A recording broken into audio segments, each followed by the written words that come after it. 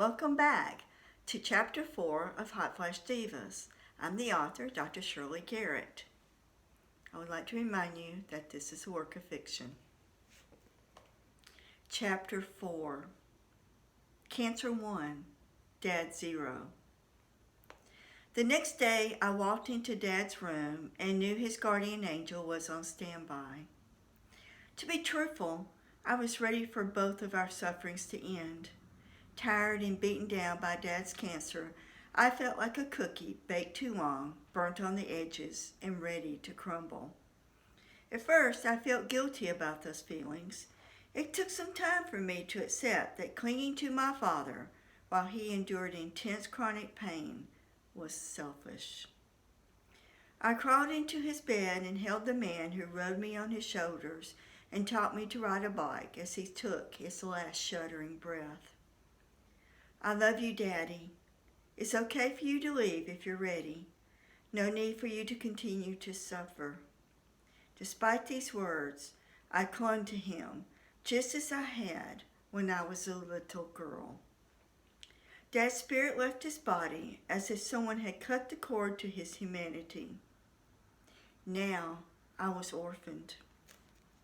It sounds strange that a professional woman who is 45 should think of herself as orphaned, but that's the way I felt. I knew the last person on this earth who loved me unconditionally was my daddy, and now he was gone forever. I crawled out of bed and called Todd. Daddy, just, I couldn't say it. I'm at a funeral. It's about over. Jackson and I will be there with the hearse as soon as we can. I sat in a chair next to my daddy's bed as Evelyn and the hospice nurse prepared him for transport. 30 minutes later, Todd and his boss arrived and placed my daddy in the back of the hearse. After a quick hug, Todd climbed behind the wheel and they drove away.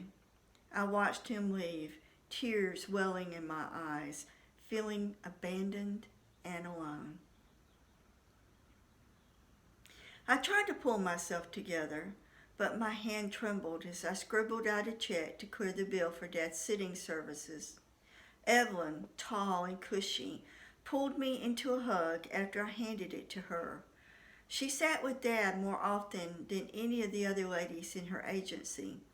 I suspect he was one of her favorites. I was grateful she was there with me at the end, or I would have faced this loss alone. You stand tall, ya hear, she told me. Your daddy was proud of you and appreciated all you did for him. Do you need me to drive you home? Swiping at the tears coursing down my cheeks, I said, No, I'll be fine. Thank you. I couldn't have done it without you and the other ladies. She hugged me again, dabbing at a tear with a tissue. She paused to look at the unoccupied bed. I'll miss your daddy's jokes. She wiped her eyes again and left.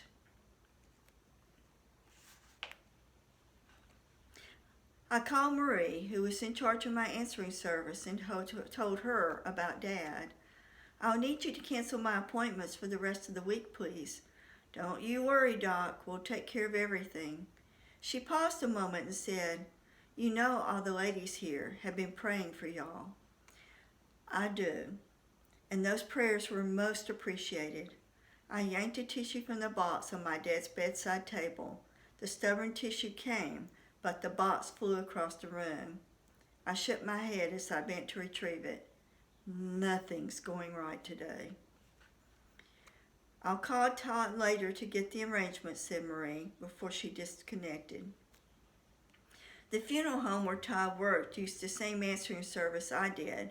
She and her staff of Christian ladies were the culprits who woke us in the middle of the night with emergency and death calls.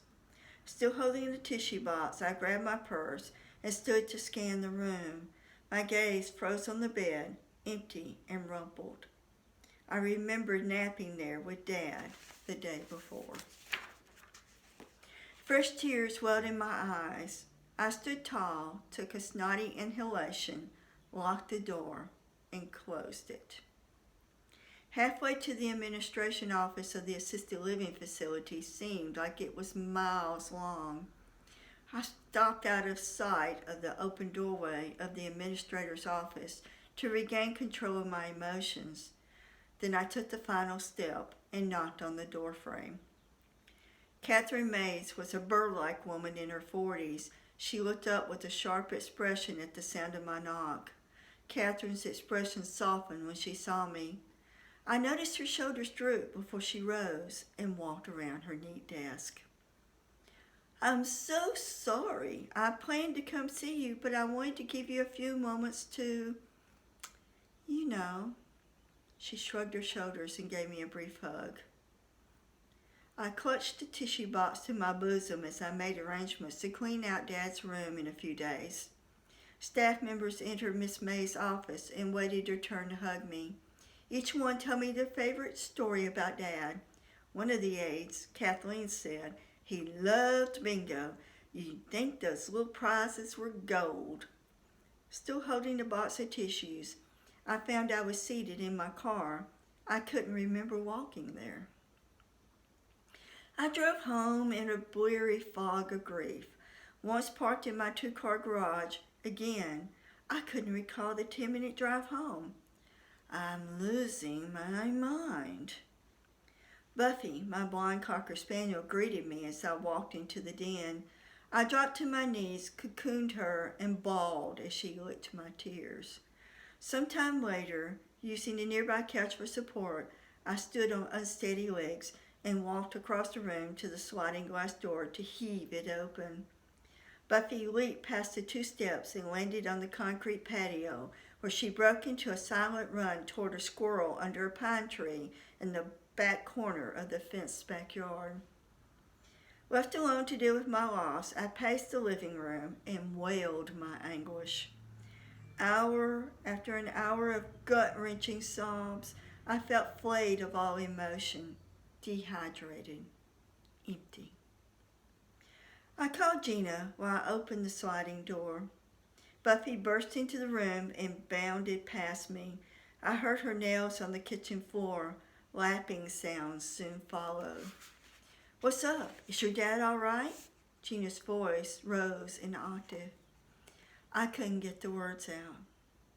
"Phoenix," she sounded panicked. "He's gone." I couldn't say the word dead. I leaned against Todd's recliner for support. "Oh God, Fee, I'm so sorry. Is Todd there?" "He's at the funeral home." My voice sounded raspy, so I trudged toward the kitchen. My feet felt like anchors, my head like a balloon. "He's not there with you?" She screeched a statement. The volume forced me to move the receiver from my ear. "Are you alone?" "Yes." I reached into a cabinet, grasped my favorite double-wall tumbler. Shuffling to the fridge, I filled it with water and drank as I listened to Gina's rant, part English, part Italian. "I'll be right there." She hung up. Buffy whined and pranced in place at my feet, begging for food. I removed the top of the dog food container and dropped a scoop into her bowl. Slogging into the den, I aimed my backside in the general direction of the sofa and plopped down. I sat there looking out the door at the sunny day, drained. Within minutes, the manic jangle of the doorbell dragged me from my stupor. Buffy barked a furious counterpoint to the doorbell's chimes, her hackles raised. Like a ghost hauling chains, I floated through the living room toward the door.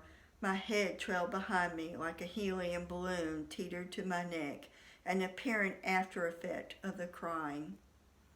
I opened the door, cringing from the bright afternoon light. Letitia stood on my doorstep with her hands fisted on her hips. "Sweet baby Jesus, look at you! I'm gonna kill that man." "Leaving you alone at a time like this? What's wrong with him?" She wrapped me in her arms and squeezed until I couldn't breathe. When she released me, she closed the door and led me like a child back to the den to the sofa. Buffy raced around us, making the little sounds she made when she wanted to be petted. I sat and hugged the throw pillow, using it to ward off the need to cry.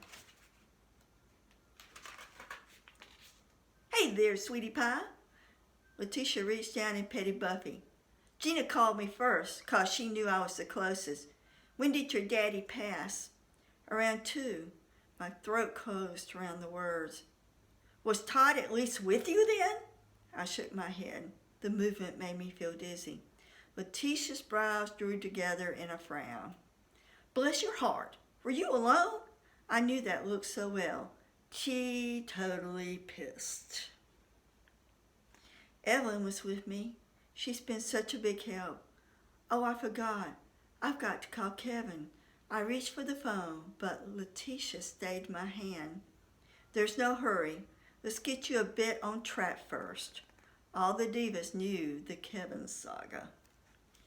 Gina was the next to arrive. She must have broken the land speed record from Huntsville to Decatur.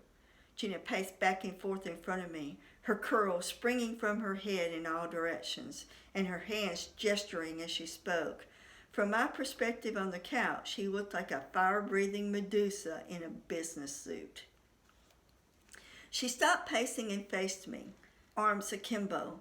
She looked ready to drop-kick Todd to the next county. That Anno de Miele, I can't believe he abandoned you this way. What does that mean? Asked Letitia. Pork butt. He probably thinks he's doing the right thing by taking care of Daddy for me. I wasn't sure why I defended Todd. My thinking seemed muddled. To be honest, everything around me seemed to have dropped a few RPMs. I felt like I was quaking inside. Gina's brown eyes blazed. His place is with you. Her Italian family pulled together during any crisis, so to her, Todd had deserted me in my time of need. I knew from experience that in her current state, Gina would verbally eviscerate Todd in 2 languages if she encountered him. Letitia would probably stomp on whatever Gina had left of him. The doorbell chimed again. That's Kat. Gina motioned for Letitia to keep her seat. Kat entered the room and gave me an assessing look. She sat beside me to my left, squeezed my hand, and rested her cool forehead against mine. Sweeping my hair over my shoulder, she rubbed circles on my back. Calm washed over me. I felt as though I was being absorbed into the cushions of the couch. Kat lifted the tote bag from her lap and laid it on the coffee table. I brought a few things. Gina, please find a few glasses for Brandy. Gina disappeared and returned with 4 red wine glasses. This is all she had, no brandy sniffers. She lined them up on the table in front of me. Kat nodded and began unloading items from the tote. A box of tissues, a small bottle of brandy, and a small brown prescription bottle with a white cap. Dr. Howard sends his condolences, and these. She shook the bottle, and the pills rattled around inside. They're benzodiazepines, only 7, but enough to help you sleep the first week. I blinked, trying to clear the muck from my eyes. Tell Doc thanks for me. My contact lenses seemed blurred. They felt pasted to my corneas. Gina poured brandy into the glasses with a trembling hand. Just a sip for Phoenix, because she'll take one of these pills later, said Kat. Gina complied. We all raised our glasses high.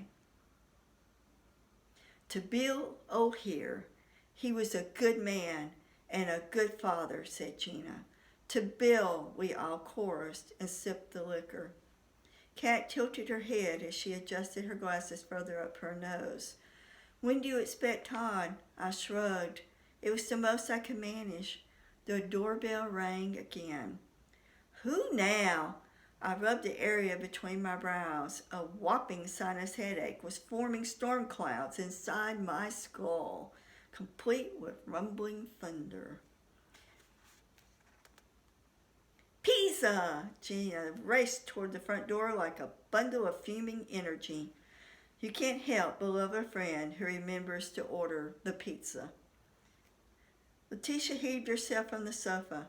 I'll get the napkins and plates. Cat stood and moved the coffee table to the side.